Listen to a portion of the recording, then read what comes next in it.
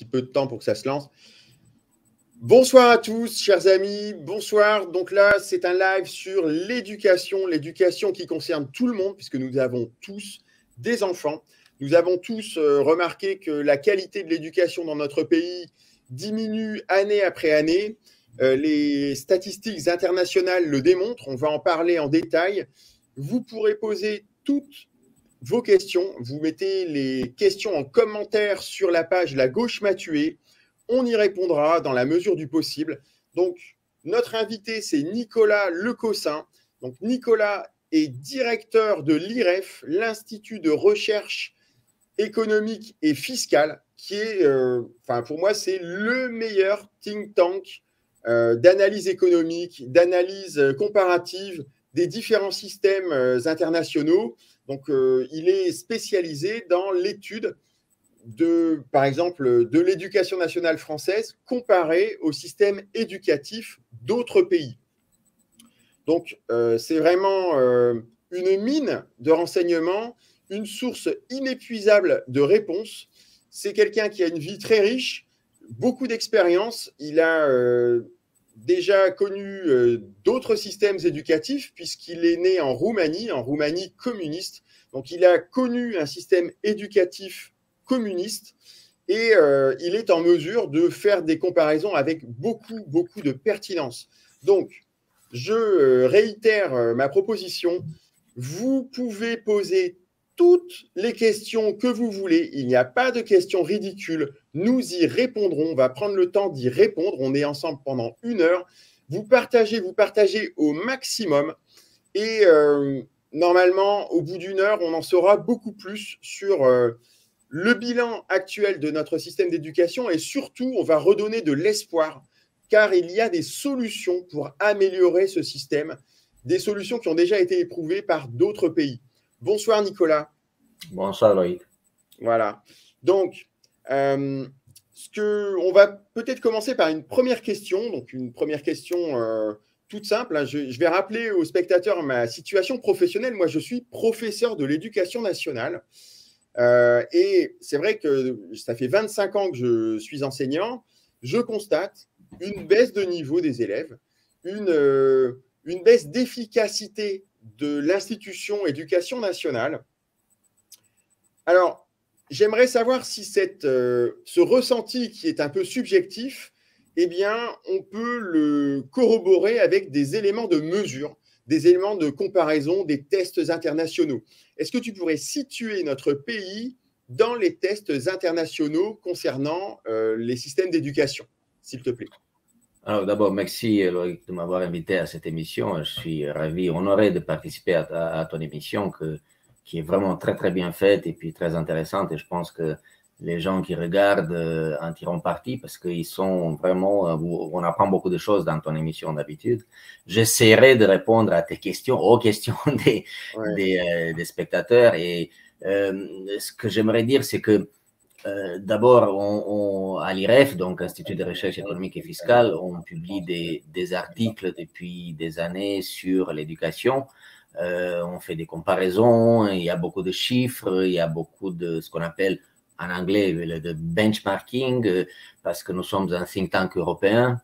Il y a 3 sites, anglais, allemand et français, et on a ce privilège, si je peux dire, de voir ce qui se passe ailleurs. Alors que bien sûr, je n'entrerai pas dans les détails des chiffres, des données qui se trouvent tous sur notre site. Donc, s'il y a un souci, s'il y a quelque chose qui manque ou s'il y a une statistique que les gens aimeraient savoir, donc il suffit de m'envoyer un message, un mail, et puis je leur donnerai tout ce qu'il faut, plus en détail.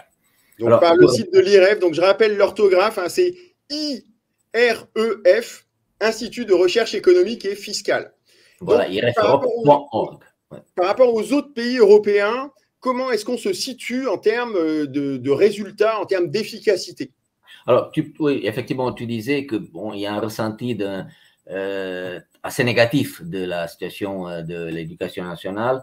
Moi, je me méfie d'une approche subjective. Je regarde toujours les chiffres et les statistiques.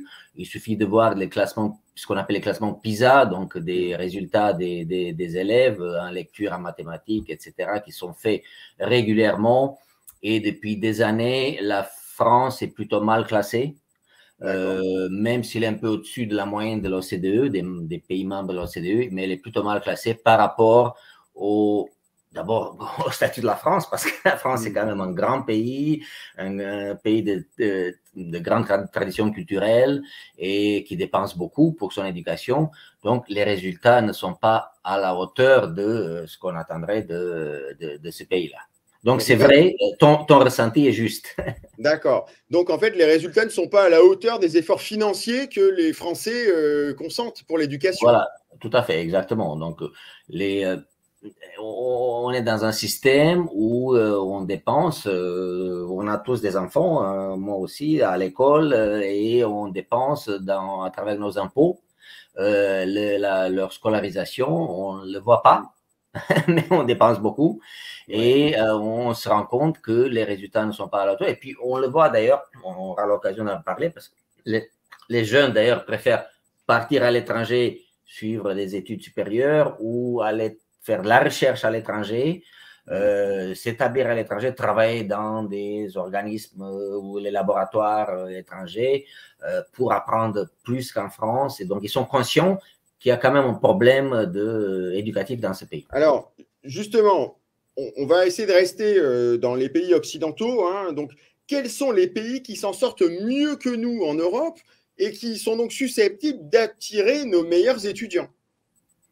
Alors, il y a deux choses. C'est que si on parle du système de la scolarité du primaire et du secondaire, donc il y a un pays qui est très très bien classé, c'est la Finlande.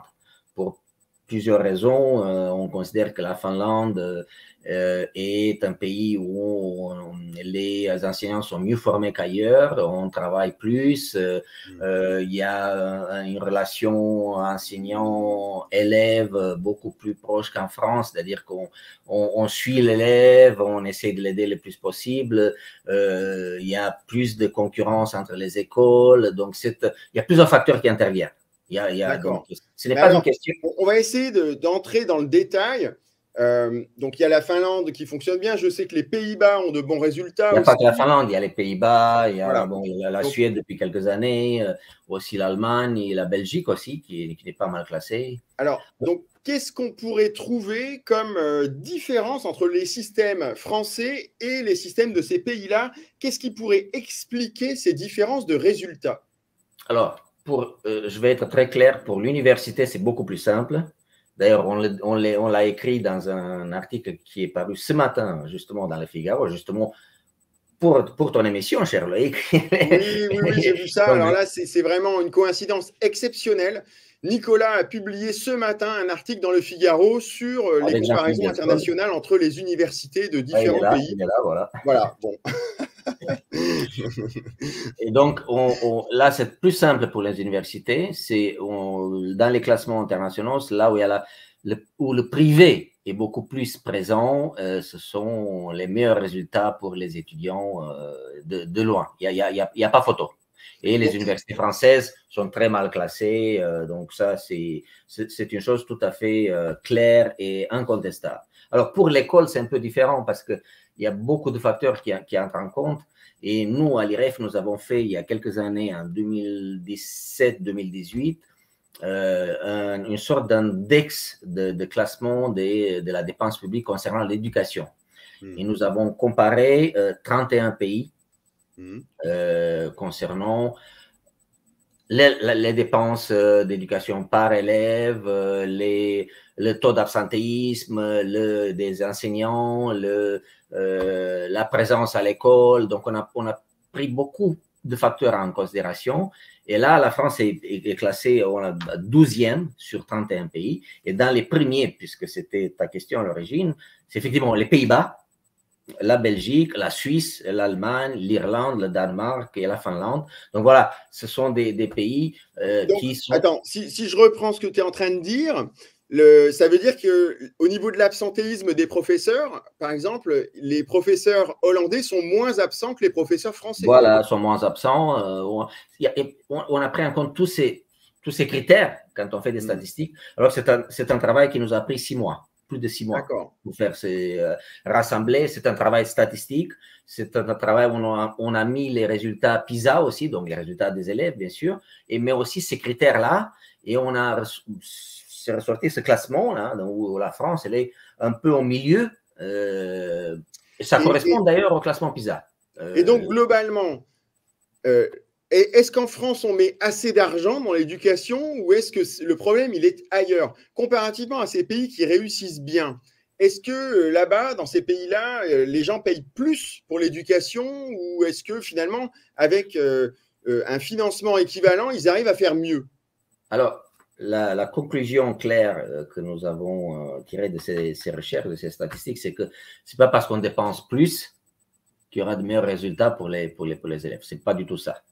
Il y a beaucoup de facteurs qui entrent en compte. Par contre, ta question est très bonne parce que la France dépense beaucoup. Elle devrait avoir de meilleurs résultats pour ce qui est de ses dépenses par rapport aux autres pays. Donc, il y a des pays comme la Norvège, la Suisse qui dépensent plus, mais ils ont des meilleurs résultats, donc c'est clair. Donc, la France est un pays où on est à 7% du PIB, en gros, 150 milliards d'euros. Donc, je n'entre pas dans les détails, tout est sur notre site. Là, il faudrait quand même, par rapport à d'autres pays, avoir de meilleurs résultats dans tous les classements. Alors, ce n'est pas le cas. Alors, 150 milliards, c'est une somme qui est vraiment énorme. Est-ce que tu pourrais nous dire ce que ça représente comparativement au budget de la défense, par exemple? Le budget de la défense, ce serait combien à peu près? Je crois que c'est beaucoup moins que ça. Hein. Ouais, en fait, en France, ce qui compte, c'est la France dépense beaucoup pour le social. Donc, tout ce qui est dépenses sociales, c'est 32% du PIB. Ça, c'est beaucoup plus que la justice, que la défense, que la sécurité. Enfin, je parle de l'intérieur, la police. Donc là, il y a un gros souci. Les 7%, 6,7 ou presque 7% du PIB de l'éducation, ça ne paraît pas énorme, mais c'est quand même une grosse somme. Ce qui compte aussi, et là, nous avons vu, c'est le nombre d'enseignants, le nombre de personnes qui ne sont pas enseignants, donc qui sont fonctionnaires et qui sont dans ce cadre du ministère de l'Éducation nationale. Et aussi, ce qui compte aussi, ce n'est pas le nombre d'enfants par classe, contrairement à ce qu'on pense. Il y a beaucoup plus d'enfants par classe en Corée du Sud, par exemple, et ils sont nettement mieux classés dans le classement PISA des résultats des élèves. Non, ce n'est pas ça. Il y a plus de travail dans d'autres pays, il y a plus de concurrence entre les écoles, il y a plus de liberté scolaire. Donc ça, j'insiste sur alors, en parlant de liberté, justement, je vais te raconter un petit peu mon ressenti actuel. Ça fait pas mal d'années que beaucoup d'enseignants ressentent une sorte de dérive un peu idéologique dans l'éducation nationale. Je vais te donner un exemple. Moi, je suis professeur de physique-chimie, donc je me pensais à l'abri de l'idéologie parce que la science, normalement, c'est quand même quelque chose qui est assez carré et bon, on ne peut pas trop faire d'idéologie avec ça. Et puis finalement, on y arrive quand même. Là, très récemment, dans les programmes de physique-chimie, quasiment tout est axé sur l'enseignement du réchauffement climatique. Donc, des énergies renouvelables, de ces choses-là. Ouais. Il y a quand même une charge idéologique. Et je te livre l'anecdote. Donc là, cette année, j'ai des élèves de terminale. Donc, je fais de l'enseignement scientifique. Et j'ouvre le livre. Le programme, c'est pratiquement que ça. Hein. C'est l'étude du climat, etc. Avec un biais vraiment très marqué. On doit leur enseigner qu'ils sont responsables du réchauffement, en quelque sorte. Ouais. Et sur la première page de la première leçon, ça commence par une reproduction de tweets de Trump où, en gros, on s'est tourné de telle manière qu'on doit se moquer des tweets, en quelque sorte, parce qu'ils seraient climato-sceptiques, etc. Donc là, je me suis dit, ça y est, les digues ont sauté, il y a de l'idéologie qui est entrée dans ma matière. La science est devenue quelque chose qui n'est plus neutre politiquement. Donc, est-ce que ce type de dérive, on les retrouve dans d'autres pays et particulièrement, toi qui as eu cette expérience exceptionnelle, hein, donc je le rappelle à ceux qui nous écoutent, Nicolas a fait ses études en Roumanie communiste, donc il a étudié dans un système communiste avant de finir ses études en France. Est-ce que ce type d'idéologie, tu l'avais ressenti quand tu étais étudiant dans un pays communiste, donc en Roumanie? Oui, bien sûr, il y a cette étatisation de l'éducation, je l'ai retrouvée ici. Donc, l'État décide de ce qu'il faut faire au sein de l'éducation nationale. D'ailleurs, dans l'article du Figaro, on le dit, on ne peut pas être une université privée sans avoir l'aval de l'État. On ne peut pas s'appeler université. D'ailleurs, c'est extrêmement compliqué. On ne peut pas délivrer des diplômes sans, sans avoir l'accord de l'État, ce qui est absolument absurde. Et d'ailleurs, ça empêche justement les étudiants et les universités d'avoir de bons résultats dans les classements internationaux. Mais pour ce qui est, pour revenir au manuel, parce que tu as parlé des manuels, on a travaillé à l'IREF sur les manuels d'économie et aussi sur les manuels d'histoire. Moi, j'ai travaillé il y a quelques années. Des manuels d'histoire rapidement, parce que ça, c'est quelque chose de personnel. J'ai voulu voir quelle est l'image qui est donnée de l'ancien bloc communiste, du marxisme. Donc, j'ai regardé un peu l'évolution. Donc, ça a un peu changé en bien depuis la fin des années 90. On parle quand même de l'échec du communisme, des crimes, même si la Chine, pour ce qui est de la Chine, ça reste un petit peu ambigu, alors que la Chine, le nombre de morts en Chine communiste dépasse largement le nombre de morts dans tous les autres pays. On est à 60 millions de morts, voire plus. Pour ce qui est des manuels d'économie, on a fait une belle comparaison de plusieurs manuels. Alors, là, j'ouvre une parenthèse parce que c'est un point positif en France. Il y a plusieurs maisons d'édition, il y a une sorte de concurrence entre les maisons d'édition pour les manuels. Ça, c'est une bonne chose. Mais la plupart des manuels que nous avons étudiés, c'était une petite dizaine, se ressemblaient beaucoup dans ce que tu viens de dire. Pour ce qui est le réchauffement climatique, c'est un discours unique. De toute façon, les programmes sont définis de manière centralisée par le ministère et les producteurs de manuels, en fait, ils n'ont pas de marge. Alors, ils suivent exactement le programme. Sinon, le manuel n'est pas validé par l'éducation nationale. Exactement. Sinon, voilà. On le verrait dans la concurrence, c'est ce que je viens de dire, effectivement. Il y a vraiment une concurrence peut-être sur la forme, mais pas sur le fond. Hein, sur pas sur le fond, pas sur le fond, pas sur la forme. Ouais. Donc, on cite des auteurs libéraux avec un peu des pincettes, si je puis dire ainsi. On cite beaucoup à Satiété Alternative Économique, donc qui est la revue officielle de l'école française, du lycée français de l'éducation nationale. D'ailleurs, le ministère est abonné, donc achète Alternative Économique, survit grâce à l'argent du ministère de l'Éducation nationale. Mais c'est tout, c'est rare de voir d'autres citations. Alors, il nous est arrivé, nous, à l'IREF, d'être contactés par des auteurs de manuels d'économie et on a été cité 2 ou 3 fois en quelques années, ce qui est déjà pas mal pour des choses assez simples. Mais ce que j'ai remarqué dans ces manuels d'économie, c'est l'absence de portrait d'entrepreneur. Pour moi, première terminale, c'est le moment de donner envie à l'élève de devenir entrepreneur, de croire en lui-même, d'essayer de réussir. Alors, on a comparé avec des manuels du Royaume-Uni et d'autres pays. Effectivement, là-bas, on a plus de portraits d'entrepreneurs qui ont réussi, qui sont devenus riches, aux États-Unis aussi, n'en parlons plus. C'est une fierté. Ce n'est pas le cas en France. Ben en France, je vais te dire, tout d'abord, je voudrais dire bonsoir aux gens qui commencent à arriver. Donc, bonsoir Lynn-Ève, bonsoir Martine, bonsoir Marina. N'hésitez pas à poser des questions. Hein, vous les posez, on va rebondir dessus. Oui, ce que je disais, c'est que ceux qui sont censés donner le goût d'entreprendre aux jeunes, c'est un peu les profs d'économie. Bon, moi, j'en ai fréquenté pas mal. Bon, ils n'ont jamais mis les pieds dans une entreprise de leur vie. Et je pense même que leur ouverture culturelle aux différentes idées économiques, elle n'est pas suffisamment vaste. C'est-à-dire qu'on leur a appris que c'est l'État qui crée la richesse, l'État qui crée l'emploi, et l'entreprise privée, l'initiative privée, c'est tout simplement pas dans leur culture. Ils peuvent, c'est des gens qui veulent bien faire, hein, mais ils ne peuvent pas transmettre ce qu'ils ne connaissent pas. Et puis bon, il y a aussi des fois des idéologues. Hein, quand on voit que Nathalie Arthaud, donc la candidate de Lutte ouvrière, je crois, est professeure d'économie.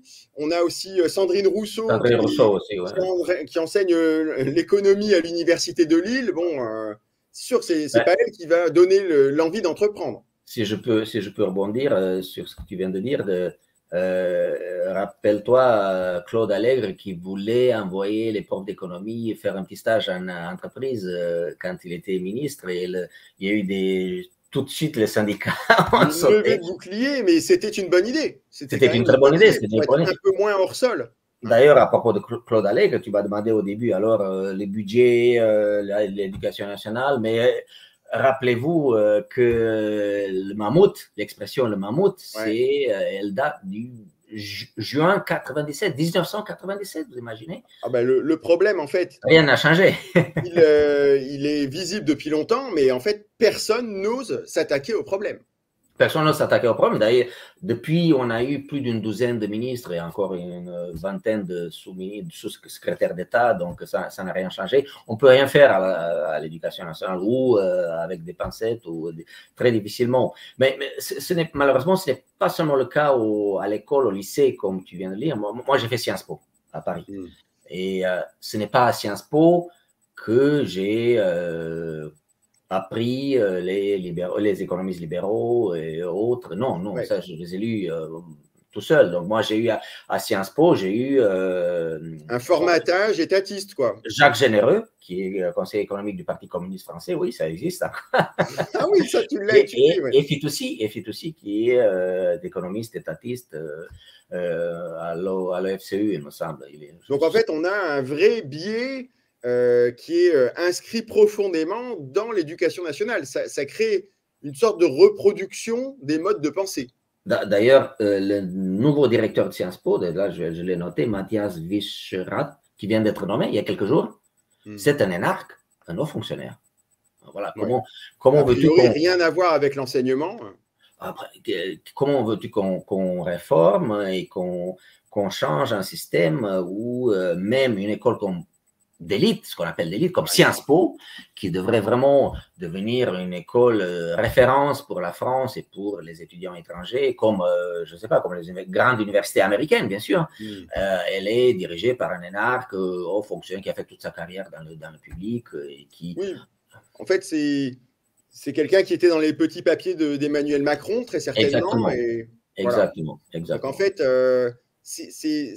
là, je crois qu'on met le doigt sur un vrai problème du système français, c'est qu'il y a une espèce de proximité avec le pouvoir, une proximité idéologique qui gêne les réformes.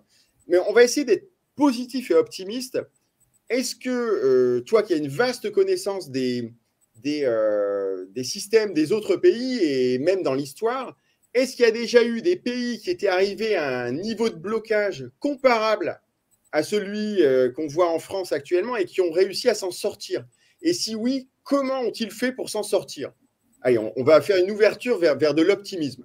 Est-ce qu'on a moyen d'avoir de l'espoir avec cette éducation nationale? Si un libéral n'est pas optimiste, ce n'est pas la peine. Hein, donc on ne peut pas être libéral sans être optimiste. C'est impossible. Oui, il y a un exemple, il y en a plusieurs, mais il y a un exemple qui est très clair, c'est la Suède. La Suède, c'est un pays qui était au moins aussi étatisé que la France dans les années 80. Alors, je le dis d'autant plus que je suis allé là-bas, à Stockholm, voir un peu ce qu'ils ont fait, comment ils ont fait. J'ai rencontré les acteurs politiques des changements et des réformes. Ils se sont rendus compte que ça ne pouvait plus continuer comme ça. Le pays était trop étatisé et trop de dépenses publiques, trop d'impôts, prélèvements obligatoires, et ils ont commencé à réformer à la fin des années 80, début des années 90, jusqu'au milieu des années 90, tout leur système, surtout le système de retraite et aussi l'éducation. Les retraites, ils sont passés à plusieurs piliers. Ce n'est pas le sujet, mais c'est important de le dire parce que, je le dis pourquoi? Parce que tous ont été d'accord pour le faire. C'est-à-dire la gauche, la droite et les syndicats. Donc, ils l'ont fait ensemble. Je crois que dans les années 80, ils étaient au bord de la faillite, en fait. Ouais, Hein. voilà. Et un peu comme nous, si on continue comme ça, hein, on n'en est pas loin. Oui, ils ont, exactement. Mais ce qu'ils ont fait, très intelligent, ils ont dit, OK, il faut réformer, on laisse les experts le faire. Nous, on est des politiques, bon, ils savent le faire, il y a un grand groupe d'experts, il faut le faire et on change tout. Ils ont fait la même chose pour le système éducatif, complètement étatisé, donc ils ont introduit ce qu'on appelle plus de liberté scolaire, plus de concurrence, chèque éducation, voilà. On en reparlera, je pense, sur le chèque éducation, parce que c'est quelque chose de très important pour moi et pour nous à l'IREF. Parce que ça donne la liberté aux parents de choisir l'école pour leurs enfants. Donc là, en fait, tu es en train de nous dire que le pays qui ressemble le plus à notre pays actuellement, à la France actuelle, c'est la Suède des années 80. Et ils ont réussi il y a aussi le Canada, mais des années 80-90. Mais pour moi, la Suède, là, je les ai vus et j'ai compris ce qu'ils ont fait. Et on a écrit dessus. On a écrit sur le Canada aussi, donc tout est sur notre site, détail. Et, donc, on a bien reconnu. Ce pays-là, effectivement, ressemble plus à la France. D'accord. Et tiens, il y a un commentaire de Christophe. Il nous dit l'éducation nationale est morte. C'est vrai que on entend beaucoup ça. Donc, les gens qui avaient le souvenir de l'éducation telle qu'ils l'ont reçue lors de leur génération et qui voient ce que c'est devenu pour leurs enfants. Et il dit ensuite, c'est devenu une garderie. Est-ce que tu penses que la transmission de contenu fait défaut actuellement à l'éducation nationale? Oui, je pense. Moi, je suis fils et petit-fils d'enseignants. Ah. Donc, c'est une famille d'enseignants. Et donc, mon père universitaire, ma mère enseignante, mes grands-parents aussi. Et je pense que les enseignants ont un rôle à jouer. Il faut leur donner justement la possibilité de jouer ce rôle, de transmettre les connaissances et ne pas les diriger comme en France. Et en France, l'État s'est mis à la place des enseignants. On leur a inculqué des choses beaucoup plus étatistes qu'ils ne pensent peut-être. Et ils dépendent tellement d'un système étatisé. C'est le système qui les a pervertis, si je peux dire ainsi. Moi, je crois aux individus, que je suis un libéral, je crois aux enseignants, je pense que tous ne sont pas bons, tous ne sont pas parfaits, mais je crois en eux. La preuve, toi. Donc, je pense que si tous les enseignants étaient comme toi, je pense que ça fait longtemps. Ça irait peut-être mieux, ouais, c'est vrai. Ça aurait changé depuis longtemps. Il y a les syndicats aussi, la main mise des syndicats sur l'éducation, des syndicats. J'ai un commentaire d'Éric, justement, qui va dans le même sens. Alors lui, il dit quelque chose d'encore plus puissant. Il nous dit « L'éducation nationale est morte en 1947 quand De Gaulle en a donné la direction aux communistes. » C'est vrai qu'historiquement, il y a eu un problème au sortir de la Deuxième Guerre mondiale. Est-ce que l'on pourrait dire, donc j'essaye de rebondir sur le commentaire d'Éric, que finalement l'éducation nationale est un petit peu devenue entre les mains de ces gens comme une sorte d'outil de propagande. Alors, ou un moyen de faire du Gramsci. Tu sais, cette idée. Ça l'est, oui, effectivement. D'ailleurs, si on voit les votes des enseignants, le vote des enseignants, c'est plutôt à gauche, c'est évident. Plutôt, ouais. Beaucoup plus à gauche. Donc, c'est un électorat qui est très clair et qui vote à gauche, et ça rend d'autant moins compréhensible le manque de réforme de la droite, parce qu'ils savent très bien que de toute façon, les enseignants ne vont pas voter pour eux. Donc, au moins ils devraient réformer pour changer tout cela. Ils ne l'ont pas fait. Donc, je te donne quand même un ressenti de l'intérieur. Le vote à gauche, c'était évident, moi, quand j'ai démarré ma carrière. Je faisais partie des rares personnes de droite assumées, en fait. Bon, sans que ça ne pose trop de problèmes, puisque le fait de savoir argumenter, personne ne me cherchait d'ennui. C'est vraiment en train de changer. C'est-à-dire que changement d'ambiance dans les classes. Il y a quand même beaucoup d'établissements avec des vrais problèmes de multiculturalisme, d'agressivité, la décapitation de Samuel Paty. Là, ça a quand même ouvert les yeux à pas mal de gens qui ont dû, par la force des choses, arrêter de se mentir. Parce qu'il y a ça aussi des fois, on vote par habitude, on se ment, et là, il y a pas mal de gens qui ont ouvert les yeux, et il y a vraiment quelque chose qui est en train de changer. C'est comme les banlieues rouges qui ont basculé plutôt à l'extrême droite. Ça donne de l'espoir un peu, hein, ça donne de l'espoir. Oui, bien sûr, tout à fait, ça change, et c'est évident qu'il y a un problème. On n'a pas parlé, bien sûr, de la violence dans au sein de l'éducation nationale, des problèmes dans les écoles, et puis des enseignants courageux qui vont quand même enseigner là où il faut avoir du courage pour le faire. Mais c'est vrai qu'il y a une intoxication du système par l'État qui vient d'en haut, avec les programmes, on l'a dit, aussi le fait qu'on ne peut rien faire. C'est-à-dire qu'on est fonctionnaire, et là on est aussi à l'IREF, on est vraiment à cheval sur cette réforme de supprimer le statut de la fonction publique. Il faut le faire. Il faut commencer à l'université. On le dit dans cet article du Figaro, il n'y a pas de raison que les universitaires soient des fonctionnaires, il n'y a pas de raison que les chercheurs soient des fonctionnaires, il n'y a aucune raison, vraiment aucune raison. Donc là, supprimer ce statut, et l'école, la mettre en concurrence, les écoles les unes avec les autres, et donner la possibilité aux enseignants de gagner plus, tout en pouvant changer d'école avec des directeurs qui sont libres de les choisir, qui sont dans des écoles autonomes financièrement. Donc l'idée, en fait, c'est d'instaurer un peu de compétition entre les établissements pour Exactement. que en fait, il y a une espèce de stimulant pour essayer de faire mieux, quoi, et d'attirer les élèves. Essayer de faire mieux. L'enseignant est un employé comme les autres. Il se consacre à l'enseignement, aux enfants, aux élèves.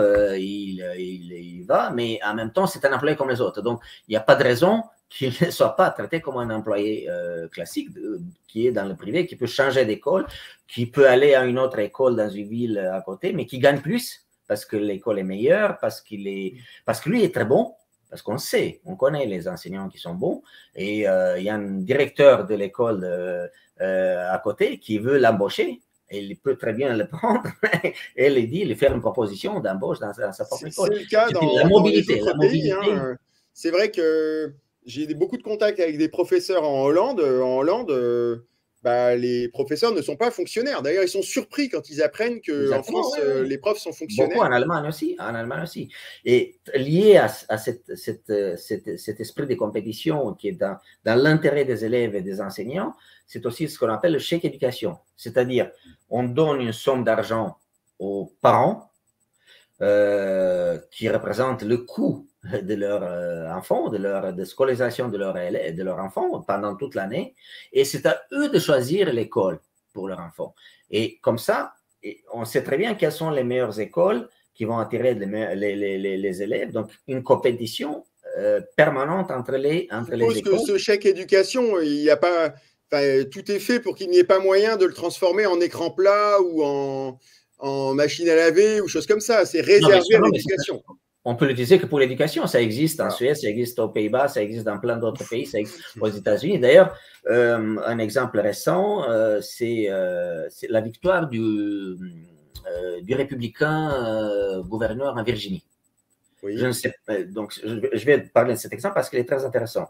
Ce nouveau gouverneur donc, qui vient de gagner contre toute attente, Virginie, État démocrate, Biden avait gagné plus de 10 points d'avance en novembre 2020 face à Trump.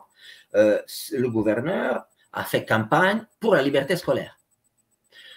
Chèque éducation, liberté scolaire, le gouverneur démocrate lié aux syndicats, lié à l'étatisation du système scolaire, l'a contredit, mais c'est toutes les banlieues avec des minorités, les femmes seules avec enfants, ont voté pour les républicains parce qu'ils préfèrent mettre leurs enfants dans de bonnes écoles, là où il n'y a pas de violence et là où ils apprennent, où ils sont pris en charge et on leur demande de travailler pour réussir plus loin. Donc les minorités noirs, hispaniques, votent beaucoup en faveur du chèque. La clientèle démocrate, en fait, a voté républicain a basculé sur le thème de la liberté scolaire. Ça, c'est extraordinaire. C'est extraordinaire.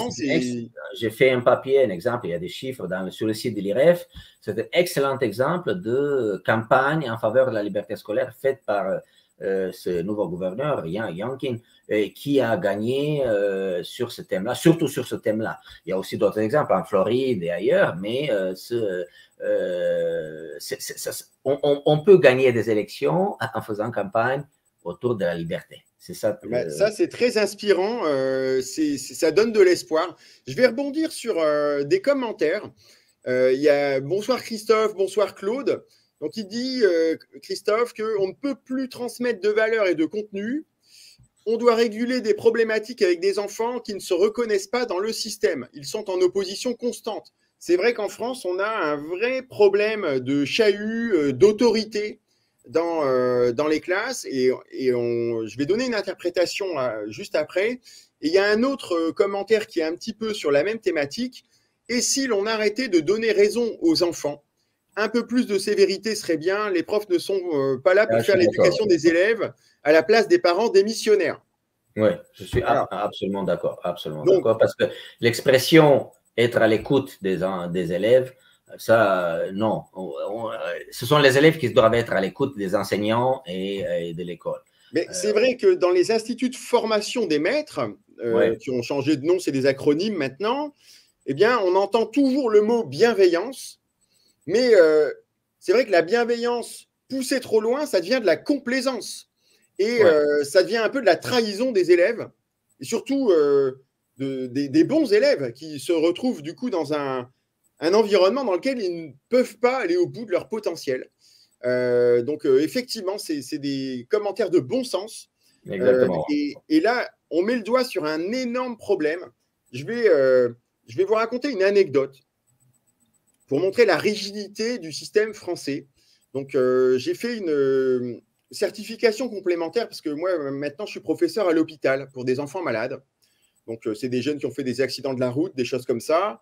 Donc, j'ai fait un stage avec des professeurs d'université pendant 6 mois.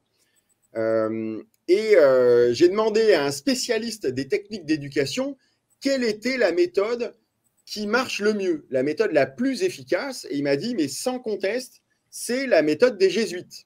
Donc, c'est une invention française. Hein. La meilleure pédagogie du monde, c'est français. Ça existe depuis des siècles. C'est la méthode des jésuites. Donc, c'est un système dans lequel, eh bien, ce n'est plus l'âge des élèves qui détermine le groupe dans lequel il est, mais son niveau. En fait, c'est des groupes de niveaux. Et donc, un élève peut être à un niveau avancé en français, et un niveau moyen en maths, par exemple, et un niveau faible en anglais. Voilà.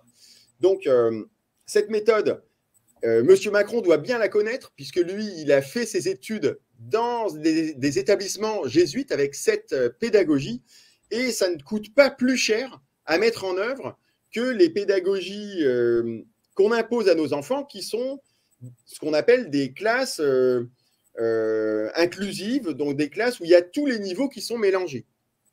C'est le fameux collège unique, en fait. Oui, exactement. Bon. Effectivement, le collège unique, ça ne fonctionne pas convenablement. Hein. Est-ce qu'on imaginerait mettre dans un... Si on prend l'exemple de cours de ski, est-ce qu'on imaginerait mettre dans le même groupe des champions et des débutants? Bon, forcément, ça ne va pas aller.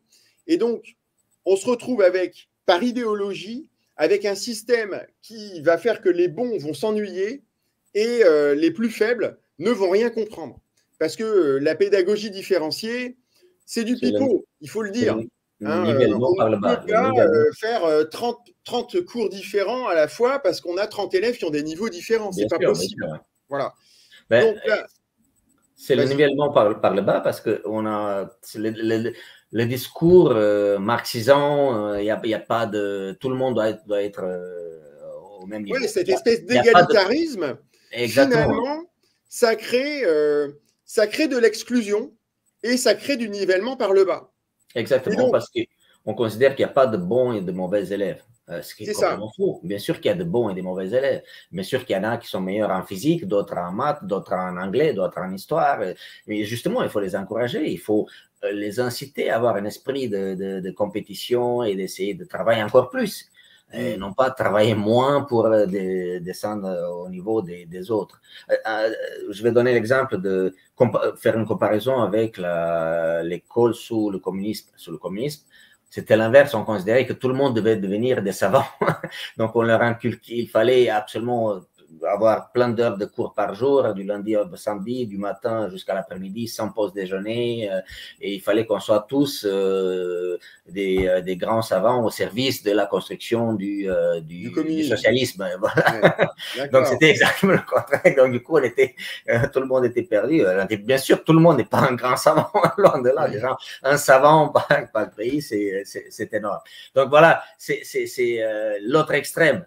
Ici, il faut qu'ils soient tous bêtes parce qu'on nivelle par le bas et là-bas c'était tous des génies au donc en Roumanie communiste tu as connu un système qui était beaucoup plus moteur finalement que l'éducation nationale française. C'était un faux moteur, si je puis dire ainsi. C'était, on avait des cours du matin jusqu'à l'après-midi, sans pause déjeuner, et en début d'après-midi, et c'était, on avait beaucoup de travail, beaucoup de devoirs, on était tous, il fallait qu'on soit tous des grands chercheurs, des grands savants au service du parti. C'était normal, c'était l'objectif. Mais c'est pas ça, sinon ça provoque l'effet inverse maintenant. Ça peut être dégoûté, on peut être fatigué, dégoûté et ne pas réussir. Non, moi, je pense qu'il faut déjà à l'université, on parlait de l'université tout à l'heure, l'université n'est pas un dû. L'université, ça se mérite. L'université, pour aller à l'université, il faut avoir une vocation, il faut aimer, il faut réussir. Ici, en France, on entre à l'université sans examen, on s'inscrit, je parle de l'université publique, bien sûr. Donc, et on le voit dans le niveau des étudiants, on le voit dans le nombre de ceux qui abandonnent, plus de la moitié qui abandonnent après la première année. Donc, moi j'ai un petit cours à l'université de Pontoise. Donc, je le vois, ceux qui veulent travailler et ceux qui vont abandonner. Donc, c'est évident. Le bac, tout le monde a le bac aujourd'hui, ça n'a plus aucune valeur. Je ne comprends même pas pourquoi ça continue. Justement, on va revenir là-dessus. Je crois qu'on est arrivé à un score littéralement communiste avec 95% de réussite au bac. C'est quand même, on dirait, un résultat d'élection en URSS. C'est grotesque, c'est grotesque. C'est grotesque. Est-ce que ce n'est pas un peu une trahison des jeunes? Tu vois, quand on met en comparaison ces 95% de réussite au bac et le fait que nos entrepreneurs n'arrivent plus à recruter du personnel qualifié, est-ce qu'il n'y a pas là quelque chose d'inspirant? Si l'on se compare par exemple avec des pays comme la Suisse, je crois qu'en Suisse, il y a la moitié des jeunes, et en Allemagne aussi, la moitié des jeunes font de l'apprentissage. Exactement. Est-ce que ce n'est pas inspirant de faire ça? On a comparé beaucoup avec ces pays-là, avec l'apprentissage, avec l'Allemagne et la Suisse. Et on le dit aussi dans le papier de ce matin, dans le Figaro, le système universitaire français, donc qui ne donne pas une place à l'université privée, qui fait croire aux jeunes qu'ils peuvent tous faire l'université et devenir et être étudiants et la finir, alors que ce n'est pas le cas. Ça les déconsidère d'une certaine façon. Parce que, comme je disais, ça se mérite. Il faut travailler, il faut apprendre, il faudrait la payer, cette université. Il faut obtenir des bourses si on travaille, il faut obtenir des fonds, il faut avoir de bons profs. Mais les bons profs français vont au Royaume-Uni, aux États-Unis, les chercheurs, c'est pareil. Donc, ce n'est pas comme ça qu'on va réformer le système universitaire si on ne libère pas de l'État. Il faut que l'université soit complètement libérée de l'emprise étatique et être privée, autonome. Comme l'université, c'est une entreprise. Alors, justement, tu parlais d'argent, là, tu parlais qu'il faudrait que les étudiants payent un petit peu pour être vraiment engagés. Est-ce que tu connais le coût d'un élève français à l'université? Est-ce que tu as une idée de combien ça coûte une année en moyenne pour un étudiant? Je crois que je l'avais quelque part ici. Je crois que c'est dans les 11 000 euros. C'est un peu plus que certains pays, moins que d'autres. mais ce qui compte, c'est le fait que c'est pris, c'est l'État qui paie, ce sont les impôts qui payent la scolarité. Je parle du public, et même dans le privé, ce n'est pas très cher. Et nous, on a comparé avec des universités étrangères, britanniques, américaines. Alors, tout le monde dit, oh là là, ça coûte très cher aux États-Unis. Mais en fait, il y a tout un système d'aide pour l'étudiant, de fondation, qui les prend en charge, de bourses, de jobs d'étudiants sur les grands campus américains, donc ils leur assurent la possibilité de travailler, et ils prennent conscience que pour faire des études, il faut faire des sacrifices. Pour faire des études supérieures, il faut faire des sacrifices. OK, le primaire, l'école, ça, on y va, on apprend à lire, à écrire, ça c'est normal. Mais à l'université, il faut faire des sacrifices, il faut travailler, et ça se mérite. Mais disons que c'est sûr que payer quelque chose, même si c'est assez symbolique par rapport au coût réel, ça engage. Ça engage. Hein. On joue sa peau, entre guillemets. On est plus responsable. Quand vous faites un prêt étudiant et il faudra le rembourser, bon, on est responsable, on travaille plus, on va au-delà de la première année ou de la deuxième année, comme c'est le cas aujourd'hui. C'est pas normal. C'est pas normal que plus de la moitié abandonne. C'est pas normal. C'est absolument honteux. On n'a pas trouvé d'équivalent à l'étranger. Il n'y a pas d'équivalent. Oui, donc, c'est ça.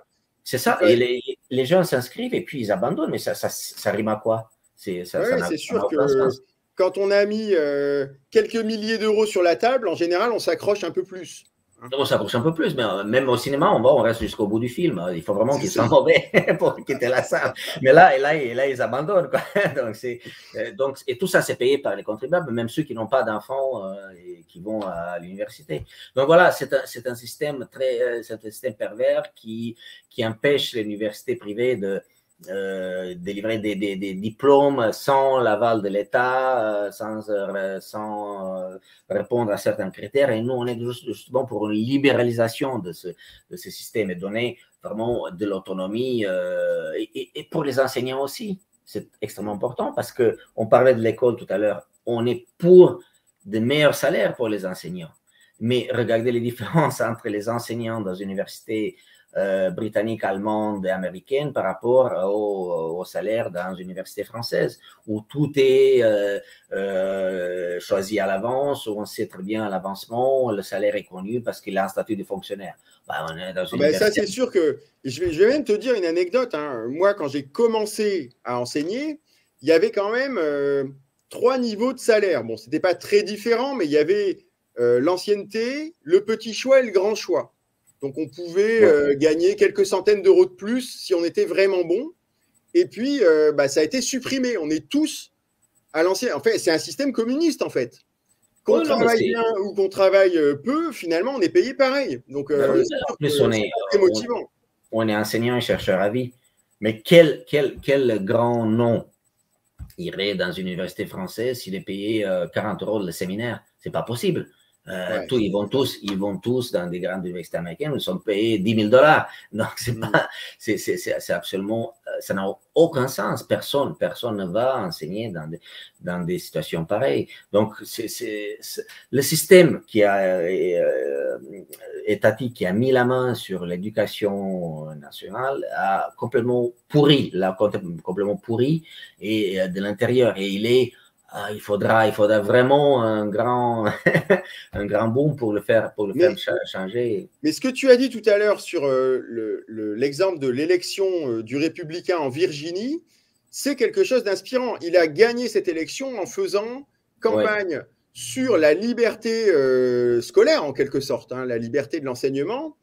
Et c'est vrai que c'est quelque chose qu'on ne dit pas assez. Ceux qui pâtissent le plus du système, eh bien, ce sont ceux qui vivent dans les quartiers très populaires. Ce sont ceux qui... Alors, aux États-Unis, comme tu le sais, les statistiques sont très claires. Donc, on sait très bien les minorités, tout ce qui se passe, noirs, hispaniques, asiatiques. Et on sait très bien que les familles pauvres au sein des minorités préfèrent choisir leur école pour leurs enfants. Pourquoi? Parce qu'ils veulent les éloigner des écoles pourries, où il y a de la violence, où il y a des voyous. Ils veulent les mettre dans des écoles qui font du travail et là où ils peuvent travailler et réussir et les sortir de la misère.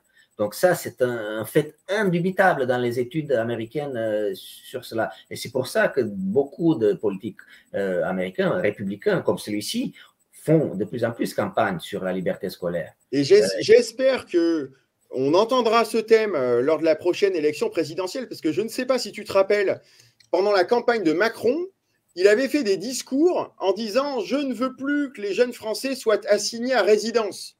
Donc ça voulait dire que le fait de naître à Grigny-la-Grande-Borne, par exemple, ça ne devait plus être un handicap qui était indépassable, parce que justement, on allait remettre du mérite, de la méritocratie, etc. Et puis bon, finalement, rien n'a été fait.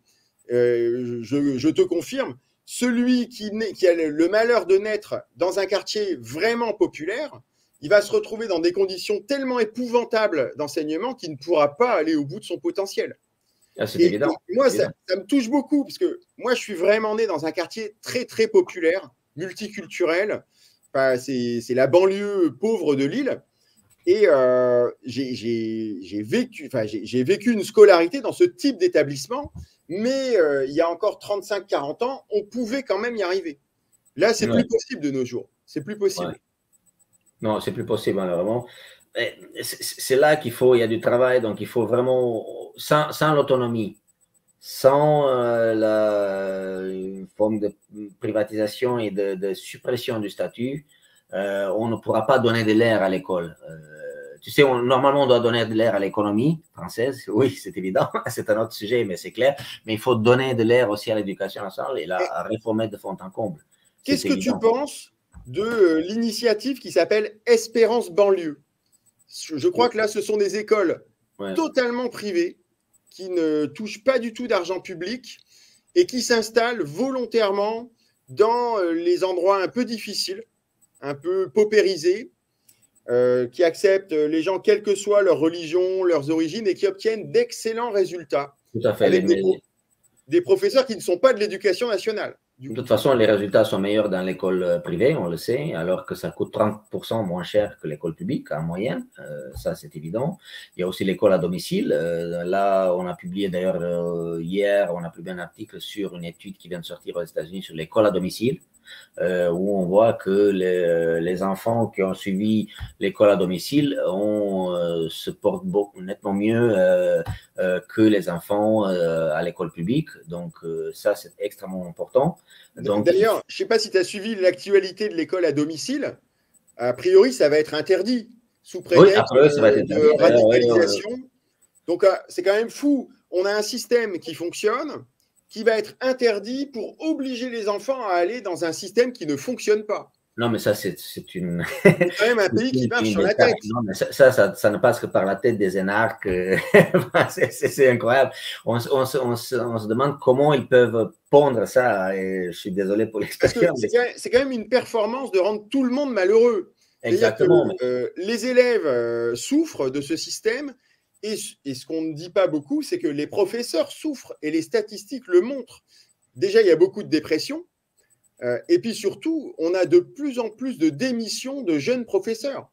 Donc des jeunes qui ont passé un concours difficile et qui jettent l'éponge au bout de quelques années d'enseignement parce qu'ils ne voient pas d'espoir dans le système. Donc, le comble, c'est que ceux qui font ça, ceux qui détruisent et qui font ce que tu viens de dire, donc qui prennent ces mesures, mettent leurs enfants dans des écoles privées.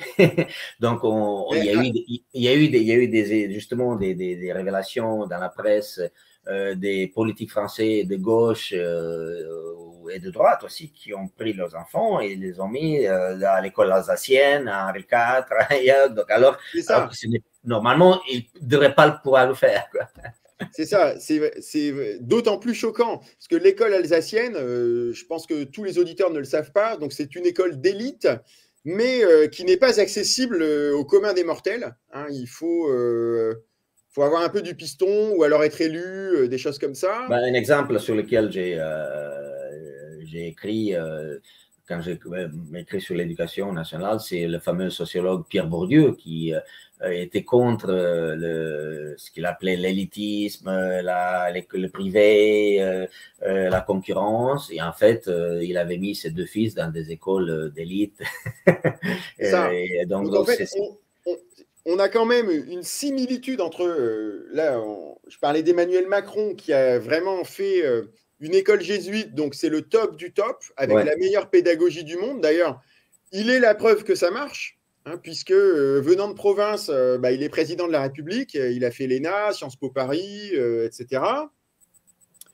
Même si son action, on peut ne pas la juger bonne, c'est mon cas, je ne suis pas persuadé que notre pays ait progressé en 5 ans. Enfin, c'est quand même quelqu'un qui est intelligent, ça c'est sûr. Hein, il ne met pas forcément son intelligence au service du bloc populaire français. Ouais. Voilà. Mais il y a quand même une constante de gens qui profitent d'un système qui vont refuser aux autres. C'est d'autant plus choquant. C'est choquant, ouais. Je vais rebondir sur le commentaire de Stéphane, pardon. Donc Stéphane, il dit que, je résume un peu, que le niveau de recrutement des professeurs est à la baisse. Donc le niveau de recrutement en province était à 12 sur 20 et là il est tombé à 8 sur 20. Eh bien, je confirme, Stéphane, j'ai de nombreux collègues qui corrigent les concours d'instituteurs et le niveau est à la baisse, le niveau d'exigence est à la baisse et ça va même plus loin. Ici en Île-de-France, comme ils n'arrivent pas à recruter suffisamment d'instituteurs, eh bien, ils ont organisé un 2e concours. C'est-à-dire que tous ceux qui sont recalés au concours des autres académies peuvent venir passer le concours d'instituteur en Île-de-France. Et j'ai discuté avec des correcteurs et on se retrouve avec des niveaux assez épouvantables, avec des gens qui ne parlent pas correctement français. Moi, je l'ai vu. Des fautes incroyables. J'ai vécu ça avec mes propres enfants. J'ai vu dans le cahier d'école des fautes d'orthographe faites par l'institut, absolument inadmissibles. Pourtant, en école privée, c'est absolument incroyable dans un texte comme ça, un court texte comme ça, de faire des fautes d'orthographe. C'est incroyable. Donc, c'est ça, effectivement, le niveau baisse terriblement. Et je parlais de la Finlande tout à l'heure, c'est la formation des enseignants là-bas est beaucoup plus poussée sur plusieurs années, donc ce qui les rend beaucoup plus performants et mieux formés que les enseignants français. Et ça aussi, c'est bon. On va pas avoir le temps de parler de tout, puisque là, on est déjà au bout de notre heure de conversation, mais on remettra ça, hein, c'est évident. Avec plaisir. C'est vrai que la formation des enseignants pose problème en France. C'est une formation qui est réalisée par des gens qui sont hors sol, bien souvent, qui n'ont plus vu un élève depuis très longtemps, qui parfois sont idéologisés. Je te donne une anecdote savoureuse. Hein. Donc, quand j'ai fait cette certification complémentaire, je suis arrivé dans cet endroit qui est de niveau universitaire. Quand on m'a accueilli, on m'a dit « Bonjour camarade ». C'est véridique, hein, véridique. Assuré. C'est inquiétant. Je suis arrivé, on me dit « Bonjour camarade ». Donc, c'était incroyable, quoi. Quand j'ai vu au-dessus de la classe, de la porte de la classe de ma fille, le porteur de Che Guevara, je peux te dire que j'ai piqué. C'est ça. Bon. Bah écoutez, on est au bout de notre heure. Ça a été un live très sympathique. Donc vraiment, Nicolas, merci beaucoup pour ta présence. Merci à toi et merci à tous ceux qui nous ont suivis. On remettra ça, bien entendu. Avec plaisir. D'ici quelques semaines, certainement, on pourra parler de plein de sujets, parce que Nicolas, il ne s'intéresse pas qu'à l'éducation, hein, il s'intéresse à beaucoup d'autres systèmes, et surtout, il a cette chance, entre guillemets, d'avoir connu de l'intérieur un système communiste, et donc de pouvoir facilement détecter les dérives dangereuses de notre système français actuel. Tout à fait, mais malheureusement, je l'ai connu, oui. Voilà. Bon, bonsoir Nicolas, bonsoir à tous et à bientôt pour de nouveaux lives. Merci.